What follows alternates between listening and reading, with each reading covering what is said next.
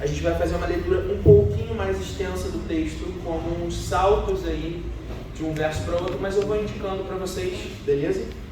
Deuteronômio 4, versículo 1.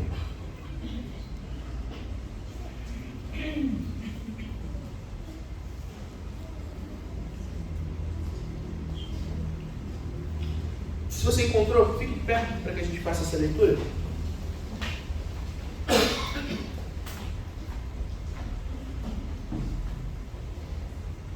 O texto diz assim: Agora, ó Israel, ouça os estatutos e as ordenanças que ensino a vocês para que os cumpram, a fim de que vivam e tomem posse da terra que o Senhor, o Deus dos seus antepassados, dá a vocês. Nada acrescentem às palavras que eu ordeno a vocês, e delas nada retirem, mas obedeçam os mandamentos do Senhor, o seu Deus, que eu ordeno a vocês. Vocês viram com os seus próprios olhos o que o Senhor fez em Baal-Peor. O Senhor, o seu Deus, destruiu do meio de vocês todos os que seguiram Baal-Peor. Mas vocês que permaneceram fiéis ao Senhor, o seu Deus, hoje estão todos vivos. Vejam, eu ensinei a vocês estatutos e ordenanças, como me ordenou o Senhor, meu Deus, para que sejam cumpridos na terra em que vão entrar para dela tomar posse. Vocês devem obedecer-lhes e cumpri-los, pois assim os outros povos verão a sabedoria e o entendimento de vocês. Quando eles ouvirem todos esses estatutos, dirão: de fato, esta grande nação é um povo sábio e inteligente. Pois que grande nação tem deuses tão próximos como o Senhor, o nosso Deus, sempre que o invocamos? Ou que grande nação tem estatutos e preceitos tão justos como esta lei que hoje apresento a vocês? Apenas tenham cuidado, tenham muito cuidado para que vocês nunca se esqueçam das coisas que os seus olhos viram. Conservem-nas por toda a vida na memória, contem-nas aos seus filhos e aos seus netos. Lembrem-se do dia em que vocês estiveram diante do Senhor, o seu Deus, em Horebe, quando o Senhor me disse: reúna o povo diante de mim para ouvir as minhas palavras, a fim de que aprendam a temer-me enquanto viverem sobre a terra, e as ensinem aos seus filhos. Vocês se aproximaram, ficaram ao pé do monte. O monte ardia em chamas que subiam até o céu e estava envolvido por uma nuvem escura e densa. Então o Senhor falou a vocês no meio do fogo. Vocês ouviram as palavras, mas não viram forma alguma, apenas se ouviu uma voz. Ele lhes anunciou a sua aliança, os 10 mandamentos, escreveu-os sobre 2 tábuas de pedra e ordenou que os cumprissem.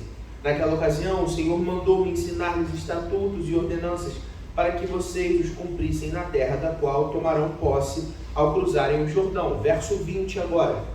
Quanto a vocês, o Senhor os tomou e os tirou da fornalha de fundir ferro do Egito, para serem o povo da sua herança, como hoje se pode ver. Verso 23. Tenham cuidado de não se esquecer da aliança que o Senhor, o seu Deus, fez com vocês. Não façam para vocês ídolo algum, com forma de coisa alguma que o Senhor, o seu Deus, proibiu, pois o Senhor, o seu Deus, é fogo consumidor e Deus zeloso. Quando vocês tiverem filhos e netos e já estiverem há muito tempo na terra, se corromperem e fabricarem ídolos de qualquer tipo, fazendo o que é mal aos olhos do Senhor, o seu Deus, provocando assim a ira dele, invoco hoje o céu e a terra como testemunhas contra vocês, de que serão rapidamente eliminados da terra da qual tomarão posse ao atravessarem o Jordão. Vocês não viverão muito ali, serão totalmente destruídos. O Senhor os espalhará entre os povos, e restarão apenas alguns de vocês no meio das nações, às quais o Senhor os levará. Lá vocês prestarão culto a deuses de madeira e de pedra, deuses feitos por mãos humanas, deuses que não podem nem ouvir, nem comer, nem cheirar. Lá procurarão o Senhor, o Deus de vocês, e o acharão, se o procurarem de todo o coração, de toda a alma. Quando vocês estiverem sofrendo, todas essas coisas tiverem acontecido com vocês, então nos dias que virão, vocês voltarão para o Senhor, o seu Deus, e lhes obedecerão, pois o Senhor, o seu Deus, é Deus compassivo. Ele não os abandonará, nem os destruirá, nem se esquecerá da aliança que fez sob juramento com seus antepassados. Senhor Deus, nós te agradecemos pela tua palavra. Obrigado porque ela vem poder, força para continuar caminhando, Jesus. Nos alimenta com a tua escritura nessa manhã. Que os nossos corações sejam preenchidos pela verdade revelada por ti, Jesus. Para que nós sigamos na direção da tua vontade. Que nós pedimos no teu santo nome, Jesus. Amém. Amém. Os irmãos podem se sentar.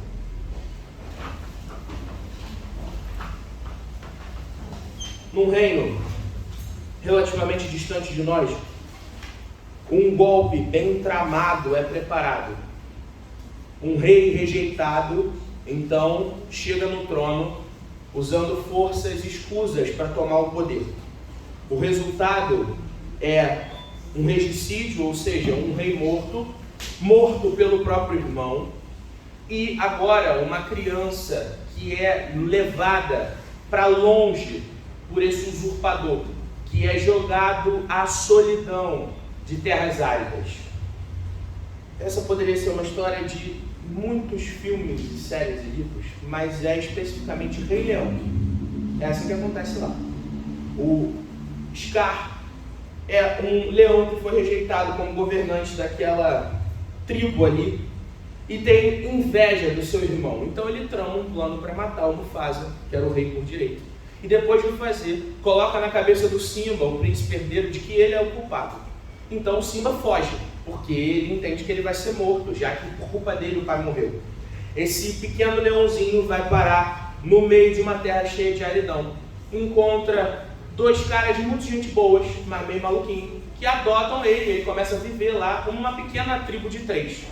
O problema é que o Simba esquece qual é o seu propósito, qual é a sua função, o que ele devia fazer. Então ele passa a ser um leão que come inseto. Uma coisa linda. Aprende que é viscoso, mas gostoso, e ele vai dentro. E aí a história avança e a gente percebe esse leão crescendo, comendo inseto. Quantos quilos de inseto o leão teve que comer para crescer daquele tamanho, não sabemos. Mas é desenho, acontece. E aí, depois de mais velho, Simba percebe que precisa voltar. Isso não acontece de maneira independente ou voluntária, mas ele é chamado por aquele macaco que é líder lá do culto, né, da tribo, é o líder religioso da região, que vem conversar com ele. E Simba então tem uma visão do seu pai, o grande leão, o grande rei nos céus, dizendo para ele: lembre-se de quem você é. E aí o Hans Zimmer fez uma trilha sonora sensacional para essa cena, e aí o Simba volta correndo para casa para tomar o seu lugar direito no trono. A lição que o Simba percebe é: por mais bacana que fosse a vida com Timão e Pumba, ela tinha um problema. Ela não era a vida que ele devia viver. Era muito legal, era muito bacana, mas não era o propósito dele. E o problema é que no meio do caminho, Simba se esquece de quem ele é e do que ele precisa fazer. O texto que nós lemos fala sobre essa importância de nos lembrarmos de quem somos, para que fomos chamados e qual é o nosso propósito. Por mais que seja interessantíssimo viver a nossa maneira, Hakuna Matata, isso não é o que a Escritura espera de nós. Existe uma maneira correta de viver, um jeito certo de viver, e nós precisamos lembrar. Nessa manhã, eu queria conversar com os irmãos sobre isso, sobre a importância de nos lembrarmos. A gente está chegando no nosso 5º livro, né, desse 3º ciclo de leitura do Antigo Testamento, e a gente está agora pisando em Deuteronômio. A gente terminou o livro de Números, e a gente teve, na semana passada, uma conversa justamente sobre aquela situação que aconteceu em Baal-Peor. E é muito bom, porque quando a gente vai fazendo essa leitura panorâmica da Escritura, a gente vê essas coisas se conectando. Moisés fala sobre isso aqui nesse texto que a gente leu, e a gente vai falar sobre isso mais à frente. Mas Deuteronômio, ele abraça uma parte da história que é o seguinte: aquela parte, aquela geração que saiu do Egito, ela morreu no deserto, como Deus disse que aconteceria por causa da infidelidade deles. Agora, nós temos uma nova geração, aqueles que tinham menos de 20 anos quando saíram do Egito, e também os filhos que nasceram ali durante o deserto, os 40 anos de deserto. É essa nação, dessa nova geração, que entrará na terra. Moisés, então, está preparando o povo para tomar a terra que ele mesmo não vai ver. Moisés insiste, pede a Deus, até espera isso, mas por seu próprio pecado, pelo seu próprio erro, Moisés também não entrará na terra. Esse discurso final de Moisés é o que Deuteronômio registra. É essa conversa da assembleia, de Moisés diante da assembleia do povo, instruindo o povo que vai tomar a terra que Deus havia prometido por herança aos seus antepassados. A gente vai caminhar no texto para tirar algumas lições e depois fazer algumas aplicações. Eu queria pedir para você deixar sua Bíblia aberta e voltar lá comigo, nos versos 1 a 4, para a gente ver a primeira coisa que o texto ressalta para a gente, a primeira coisa que está acontecendo aí. Versos de 1 a 4 dizem assim: agora, ó Israel, ouça os estatutos e as ordenanças que ensino a vocês, para que os cumpram, a fim de que vivam e tomem posse da terra que o Senhor, o Deus dos seus antepassados, dá a vocês. Nada acrescentem às palavras que eu ordeno a vocês, e delas nada retirem, mas obedeçam os mandamentos do Senhor, o seu Deus, que eu ordeno a vocês. Vocês viram com seus próprios olhos o que o Senhor fez em Baal-Peor. O Senhor, o seu Deus, destruiu do meio de vocês todos os que seguiam Baal-Peor. Mas vocês, que permaneceram fiéis ao Senhor, o seu Deus, hoje estão todos vivos. A primeira coisa que o texto nos mostra é que o povo de Israel é chamado para uma vida de fidelidade.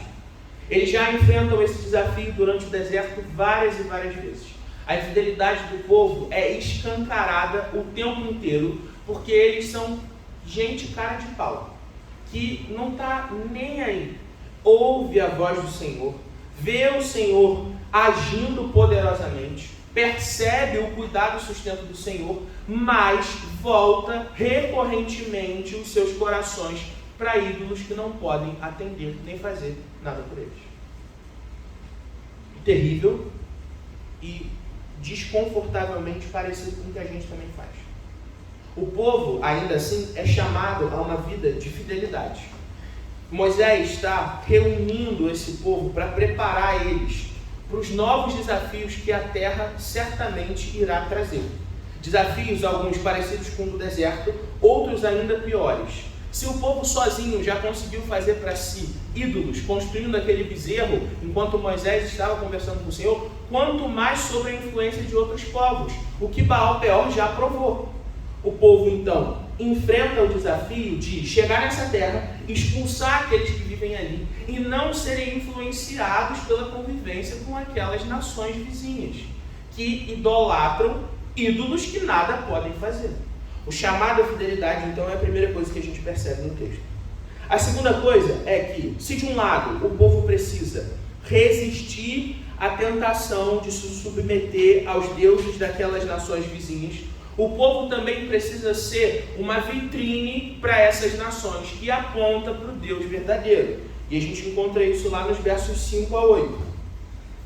Vejam, eu ensinei a vocês estatutos e ordenanças, como me ordenou o Senhor, o meu Deus, para que sejam cumpridos na terra que vão entrar para dela tomar posse. Vocês devem obedecer-lhes e cumpri-los, pois assim os outros povos verão a sabedoria e o entendimento de vocês. Quando eles ouvirem todos esses estatutos, dirão: de fato, essa grande nação é um povo sábio e inteligente. Pois que grande nação tem deuses tão próximos como o Senhor, o nosso Deus, sempre que o invocamos? Ou que grande nação tem estatutos e preceitos tão justos como esta lei que hoje apresento a vocês? O povo tem um relacionamento ímpar com Deus. Nenhuma outra nação tem esse relacionamento com Deus, porque não existem outros deuses. Só existe o Deus verdadeiro, e ele escolheu o povo de Israel para se relacionar com eles. Esse povo devia ser, então, uma vitrine que aponta para o único Deus verdadeiro. As nações deviam olhar para Israel e pensar: a sabedoria, a instrução, a inteligência desse povo, a prosperidade desse povo, o jeito como esse povo é cuidado, isso não é normal, porque a gente não recebe isso. Então, o que está acontecendo? Tem alguma coisa diferente ali. Essa percepção de que Israel é único em relacionamento com Deus deveria levar as outras nações a encontrar o Deus verdadeiro. O propósito de Israel, em certa medida, pedindo aqui perdão pelo anacronismo, é evangelizar, esse termo é anacrônico, as outras nações. Israel, ele precisa apontar para o Deus verdadeiro. Quarto lugar, a gente tem então Moisés comandando o povo a se lembrar. Esse é o coração da nossa reflexão dessa manhã. Verso 9 diz assim: apenas tenham cuidado, tenham muito cuidado, para que vocês nunca se esqueçam das coisas que seus olhos viram. Conservem-nas por toda a vida na memória. Contem-nas aos seus filhos e aos seus netos. Lembrem-se do dia que vocês estavam diante do Senhor, o seu Deus, em Horebe, que é um outro nome para o Monte Sinai. Quando o Senhor me disse: reúna o povo diante de mim para ouvir as minhas palavras, a fim de que aprendam a temer enquanto viverem sobre a terra, e as ensinem aos seus filhos. Vocês se aproximaram e ficaram ao pé do monte, o monte ardia em chamas, que subiam até o céu, e estavam envolvidos por uma nuvem escura e densa. Então o Senhor falou a vocês no meio do fogo. Vocês ouviram as palavras, mas não viram forma alguma, apenas se ouviu uma voz. Ele lhes anunciou a sua aliança, os 10 mandamentos, escreveu sobre 2 tábuas de pedra e ordenou-os que os cumprissem. Naquela ocasião, o Senhor mandou-me ensinar-lhes estatutos e ordenanças para que vocês os cumprissem na terra, a qual tomarão posse ao cruzarem o Jordão. E no verso 20, quanto a vocês, o Senhor os tomou e tirou da fornalha de fundir ferro do Egito, para serem um povo da sua herança, como hoje se pode ver. O chamado e a ordenança que Moisés dá ao povo é que eles se lembrem de quem o Senhor é e, portanto, de quem eles são nesse relacionamento de aliança. Nós temos conversado sobre como Deus faz alianças com o seu povo. Deus conversa e se relaciona através de pactos e alianças. O povo tem, então, uma função dentro dessa aliança, uma responsabilidade, um local, um lugar de encaixe dentro dessa estrutura montada pelo próprio Deus. O povo precisa se lembrar de quem eles são nesse relacionamento. E é essa lembrança, essa verdade que precisa ser trazida à memória com bastante frequência, é que vai fazer com que eles vivam bem na terra que foi prometida pelo Senhor. Eles vão adentrar a terra, eles vão conquistá-la, mas eles precisam se lembrar do que o Senhor fez, do que o Senhor tem feito para cuidar deles. Essa expressão do capítulo 20, o Senhor os tirou da fornalha de fundir ferro do Egito, é muito bonita e muito precisa. O povo vivia numa situação absurda de escravidão. Então, depois da libertação, eles têm a ousadia de pedir para voltar para o Egito. Por quê? Porque a memória de Israel é curta, como a minha memória e a sua memória também é curta. Nós somos chamados, então, a relembrar de onde fomos tirados, onde nós estamos e por que aqui estamos. Por que o povo foi levado para a terra? Porque Deus assim o prometeu e queria dar-lhes como herança aquela terra. E por isso eles precisavam viver de uma certa maneira. Se lembrar de quem nós somos passa por lembrar onde nós estávamos e quem nós éramos, onde nós estamos e quem nós somos. Esse processo de memória é o que nos permite passar pelos momentos bons e ruins da caminhada. Os versos 23 e 31 nos ensinam uma última lição. A gente vê alguns lampejos do futuro. A gente vê lampejos de misericórdia. Tenham cuidado de não se esquecer, lá no verso 23, da aliança que o Senhor, o seu Deus, fez com vocês. Não façam para vocês ídolo algum, com a forma de coisa alguma que o Senhor, o seu Deus, proibiu, pois o Senhor, o seu Deus, é fogo consumidor e Deus zeloso. E aqui começa uma profecia bastante específica. É curioso que Moisés não começa o verso 25 dizendo assim: quando vocês tiverem filhos e netos e já estiverem há muito tempo na terra, e talvez vocês possam se corromper. Não, ele fala assim, é um fato, tá? Quando vocês tiverem filhos e netos, vocês já estiverem um tempo na terra, e vocês se corromperem, vai acontecer, e aí ele continua, e fabricarem ídolos de qualquer tipo, fazendo o que é mal aos olhos do Senhor, o seu Deus, provocando assim a ira dele, invoco hoje céu e terra como testemunhas contra vocês, de que serão rapidamente eliminados da terra, da qual tomarão posse ao atravessar o Jordão. Vocês não viverão muito ali, serão totalmente destruídos. O Senhor os espalhará entre os povos, e restarão apenas alguns de vocês no meio das nações, a qual o Senhor os levará. Lá vocês prestarão culto a deuses de madeira e de pedra, deuses feitos por mãos humanas, deuses que não podem nem ouvir, nem comer, nem cheirar. Eu vou parar aqui. A gente tem isso aqui em contraste com o relacionamento único que o povo tem com o próprio Deus. Moisés começou o discurso dizendo assim: que outra nação tem um relacionamento íntimo com seus deuses? Nenhuma. Nós temos. Nós nos relacionamos com o Senhor de maneira pessoal, porque Deus é um Deus pessoal. Então, o povo é lembrado, na verdade, alertado de que no futuro eles vão ser como gente de outras nações, que perde esse relacionamento com o Senhor, que se envolve em relacionamentos com divindades que não ouvem, nem cheiram, nem provam, nem falam, nem fazem coisa alguma.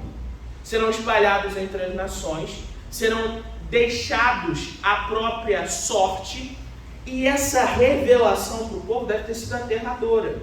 Embora a gente saiba que eles não levaram muito em consideração essas palavras, não. A gente vai chegar no decorrer da história nisso. Mas Moisés ressalta: quando vocês se desviarem, vocês então perderão essa característica que é única, uma nação que se relaciona profundamente com Deus. Mas o texto continua: lá procurarão o Senhor, o Deus de vocês, e o acharão, se o procurarem de todo o coração e de toda a alma. Quando vocês estiverem sofrendo todas essas coisas, e todas essas coisas tiverem acontecido com vocês, então nos dias que virão, vocês voltarão para o Senhor, o seu Deus, e lhe obedecerão. Pois o Senhor, o seu Deus, é Deus compassivo. Ele não os abandonará, nem os destruirá, nem se esquecerá da aliança que fez sob juramento com os seus antepassados. A gente tem parece que uma quebra de clímax, né? A gente está vendo um povo se lascando. Então, e quando vocês procurarem o Senhor, vocês vão encontrar. Vocês vão encontrar. Porque o Senhor é Deus compassivo. Ao mesmo tempo que é Deus zeloso, que pune o pecado, é Deus que estende sua mão de graça sobre aqueles que genuinamente se arrependem. Há um alerta, um chamado para que o povo, então, volte, retorne. Antes que o caldo entorne, Deus já está alertando o povo através de Moisés para que eles voltem. Há espaço para retorno, há espaço para recomeço. Tem 3 lições, aplicações práticas que eu queria ressaltar com os irmãos que tem a ver com a nossa vida e com o nosso tempo hoje. A primeira delas é que nós fomos chamados, assim como o povo de Israel, para viver em justiça e para testemunhar dessa justiça. O povo está sendo levado para uma terra onde eles vão enfrentar os desafios de expulsar essas nações e lidar com a tentação e com os desafios que essa terra impõe. Mas eles foram chamados para viver em justiça e para testemunhar dessa justiça, para apontar para o Deus que os salvou e que tem cuidado deles. É exatamente o nosso chamado. Com o povo de Deus, eu e você fomos chamados para viver em justiça e para testemunhar de Deus. Essas duas coisas se complementam por quê? Não dá para que a gente tenha um foco excessivo em sermos gente que evangeliza se a gente não vive esse evangelho, porque é pura hipocrisia. Ao mesmo tempo, a gente não pode dizer que vive o evangelho plenamente se a gente não prega a palavra da verdade, porque aí a gente não entendeu a seriedade do evangelho e o que significa ter gente que não conhece a palavra de Deus convivendo com a gente e a gente não fala nada sobre isso para elas. Não contar sobre esse Deus que salva, que perdoa pecados e que reconecta com Ele e uns com os outros. Daí não faz sentido. A gente perdeu alguma coisa nessa história. A gente não entendeu o Evangelho para valer. Viver o Evangelho plenamente é viver em justiça e é pregar esta justiça. Essas duas coisas precisam se complementar e andarem juntas. Jesus, quando está lá no Sermão do Monte, Mateus 5, no versículo 20, ele fala assim: se a justiça de vocês não exceder e muito a dos fariseus, vocês não entrarão no reino dos céus. Por quê? Porque a justiça dos fariseus é justiça de aparência. É gente que vive uma vida aparentemente impecável, mas que no fim das contas, aquilo não tem raízes na verdade. Esse é o ponto. A gente pode falar uma série de coisas dos fariseus. Inclusive Jesus os chamava de hipócrita, porque era isso que eles eram. Mas a gente não pode dizer que eles não viviam uma vida justa, porque eles de fato viviam. Dentro da manipulação da lei, dentro de adequar a lei para os seus próprios interesses, eles eram justos. Estava tudo certo.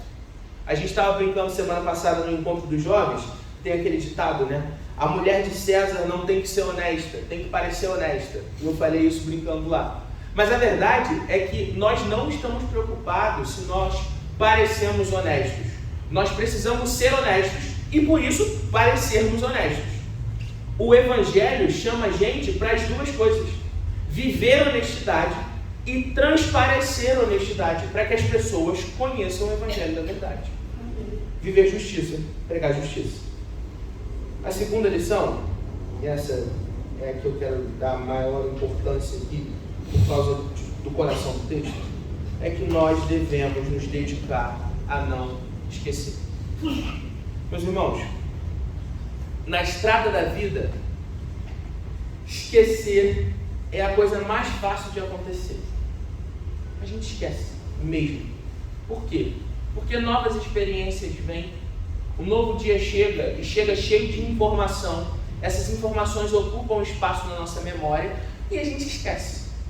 Minha mãe sempre me pergunta, às vezes assim, você lembra de fulaninho que você conheceu quando você tinha 5 anos de idade, não sei aonde? Claro que não, claro que eu não lembro. Aí ela fala assim, mas como é que pode? Não lembra de nada. Aí eu sempre digo assim, mãe, minha mente é ocupada, eu otimizo o meu espaço, eu penso em coisas mais importantes. A verdade é que a gente vai fazendo isso mesmo. A gente vai eliminando aquelas memórias que a gente considera irrelevantes. Se não tem tanta importância, a gente deixa pra lá. Eu não vou lembrar do fulaninho que eu conheci uma vez na vida quando eu tinha 5 anos de idade. Porque meu cérebro chega à conclusão de que isso não importa. Então eu deixo pra lá. O problema é que às vezes a gente abandona memórias que são fundamentais. E abraça memórias que não deviam ter espaço na nossa mente. Tem coisas que fomos chamados a esquecer. Tem coisas que fomos chamados a lembrar. Se nós invertemos essa ordem, então cria algum problema. Alguma coisa dá errado. No Divertidamente 2, a Nojinho pergunta para a Alegria assim: como impedir que memórias ruins se tornem convicções equivocadas? Essa fala está lá no meio do filme. E ninguém responde essa pergunta. A Nojinho pergunta isso para a Alegria e o filme segue. E quando eu assisti, essa questão me incomodou. Porque como que a gente pode impedir que memórias ruins se tornem convicções equivocadas? Quando a gente transforma a nossa mente, quando a gente submete a nossa memória à Escritura.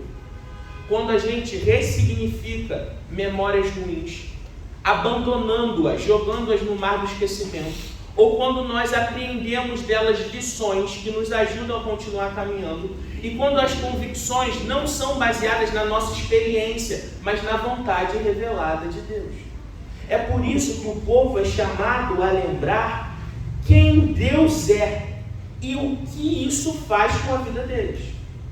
Como a identidade deles em Deus muda todas as coisas. A convicção não é formada pela minha experiência, mas por quem Deus é e como Ele se relaciona comigo e me faz me relacionar com o mundo à minha volta. Essa é a maneira de fazer com que memórias ruins não se tornem convicções equivocadas. A Escritura fala sobre isso em vários momentos, alguns textos bem clássicos, né? Lamentações 3:21 fala sobre a gente trazer à memória aquilo que nos traz esperança, né? Relembrar as coisas que preenchem o nosso coração de esperança. Quando a gente faz esse movimento, então a vida se torna um pouco mais fácil. Filipenses 4:8, eu queria que você abrisse lá comigo. É um texto conhecidíssimo também. Eu queria que a gente lesse ele junto e pensasse nele. Filipenses 4, verso 8, diz assim: se você puder, marque aí na sua Bíblia. Finalmente, irmãos, pensem em tudo que for verdadeiro, tudo que for digno de respeito, tudo que for justo, tudo que for puro, tudo que for amável, tudo que for de boa fama, em tudo que houver alguma virtude ou algo de louvor. Paulo lembra os filipenses de que a nossa memória precisa estar posta sobre aquilo que realmente importa. Nós somos chamados a pensar de uma determinada maneira. A nossa vida, ela é moldada pelo Evangelho, e eu sempre falo isso, né? Nós fomos chamados a viver de uma determinada maneira, mas o Evangelho vai ainda mais fundo. A gente é chamado a lembrar de uma determinada maneira. Existem memórias que a gente precisa apreciar, nos esforçarmos para não esquecer. Tem um hino do nosso cenário, 114, Brilho Celeste, que diz assim: peregrinando por sobre os montes e pelos vales, sempre na luz, Cristo promete nunca deixar-me, eis-me convosco, disse Jesus. E o outro refrão, a outra estrofe diz: se vejo sombras por toda parte, o Salvador não onde ocultar, pois Cristo é luz que nunca se apaga, bem ao seu lado, sempre de andar. A nossa memória é às vezes afetada por essas sombras que tentam apagar aquilo que nós não podemos esquecer. Nós somos chamados a recorrer à luz que vem de Jesus, para que as boas memórias sejam iluminadas, para que aquilo que precisa ser guardado se mantenha no seu lugar de direito, para que não nos esqueçamos do para que fomos chamados e quem nós somos nos lugares onde Cristo nos colocou. Amém? a última lição, a última aplicação é: o que nós faremos, então, se nós nos esquecermos? O que a gente faz se a gente esquecer? A gente encontra misericórdia de novo. A gente volta mais uma vez. O povo foi alertado por Moisés. Vai chegar um tempo que vocês vão esquecer. Vocês vão esquecer do relacionamento ímpar que vocês têm com Deus. Então, o que vai acontecer é que vocês vão ter chance de voltar para casa de novo. A gente tem certeza que isso acontece porque Cristo morreu na cruz por mim e por você e ressuscitou. A morte de Jesus é o que pavimenta o caminho. A cruz de Cristo, ela aponta essa estrada de volta para casa. E todas as vezes que a gente está indo na direção errada, o Espírito Santo nos incomoda para que a gente volte. E há tempo de voltar. Há tempo de retornar. Às vezes a gente entra naquela noia de: eu já estou tanto tempo indo na direção errada que é mais fácil só continuar. Mas nós fomos chamados a sermos gente que retorna sempre que se desvia. Quanto mais tempo a gente demorar seguindo na estrada na direção errada, pior. Mas se a gente voltar hoje, é um diazinho mais perto de estar no caminho certo. Nós fomos chamados a retornar. Aquele tipo de conversão no sentido automobilístico da coisa mesmo. Mudar de faixa, ir em outra direção, voltar para o caminho correto. Jesus nos chama a isso, a que nós voltemos para Ele. Simba volta para casa, mas a lição de Simba é: lembre-se de quem você é. Existe alguma coisa inata ali no Simba. Ele foi eleito para ser rei, mas não há uma reflexão sobre quem o elegeu, por que ele é chamado para isso, até porque é uma animação. A gente sabe, no entanto, que o nosso chamado não é para que nós nos lembremos de quem nós somos, como gente que tem em si alguma coisa muito importante, muito valiosa. O nosso chamado é para lembrar de quem Deus é, o que Ele tem feito por nós, o que Ele tem nos tornado. Nossa identidade, então, é relembrada no Senhor por causa do que Ele faz, por causa de quem Ele é. Nós não podemos nos esquecer, mas sim caminhar, seguir caminhando, trabalhando. Eu queria fechar citando uma canção que chama Lavoura, do Tiago Arraes, que diz assim: você ouviu a voz que eu também ouvi, que eu também já ouvi, e sem saber prever o que seria, seguiu. Os dias vêm e se vão na lavoura da vida, e o labor não é em vão. Os nossos pais também escutaram a voz, não na tormenta, mas na suave brisa. Os dias vêm e se vão na lavoura da vida, e o labor não é em vão. Nossos frutos crescerão com os calos em nossas mãos. Nossos frutos crescerão.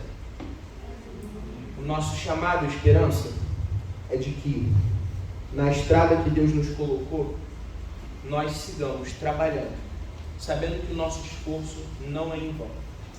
Relembrar é encontrar forças para continuar caminhando. Que o Senhor nos ajude a manter na nossa memória aquilo que de fato importa, para que a nossa vida com Ele, o nosso compromisso com Ele seja sério e verdadeiro. Nós possamos experimentar esse relacionamento íntimo e também pregar isso para as pessoas. Amém? Vamos orar? Senhor Jesus, nós queremos te agradecer pelo teu cuidado, pelo teu amor. Obrigado, Senhor, porque o Senhor nos chama a nos lembrarmos de tudo que o Senhor tem feito por nós, a trazer à memória tudo aquilo que preenche o nosso coração de esperança. Jesus, quanta coisa nós temos para lembrar. Obrigado, Jesus, porque a Tua palavra move o nosso coração nessa direção de relembrarmos, de rememorarmos, e nós encontramos força, então, para continuar a jornada. Obrigado porque em Ti o nosso trabalho nunca é em vão, Jesus. Nosso esforço envolve, sim, calos, mas ele traz frutos que são para a Tua honra e para a Tua glória. Senhor, nós queremos viver de acordo com a Tua vontade, viver para Ti e caminhar na Sua direção. Então, por favor, nos dá força, ânimo e capacitação para fazer essas coisas. Que nós nunca nos esqueçamos, Jesus. No dia que o nosso coração não se esquecer, no dia que nós caminharmos para longe de Ti, nós possamos encontrar misericórdia mais uma vez, Jesus. Derrama sobre nós o Seu perdão, reforça no nosso coração a certeza da Tua graça, para para que nós não nos desanimemos. Que nós te pedimos, Jesus, em teu santo e poderoso nome. Amém. E amém.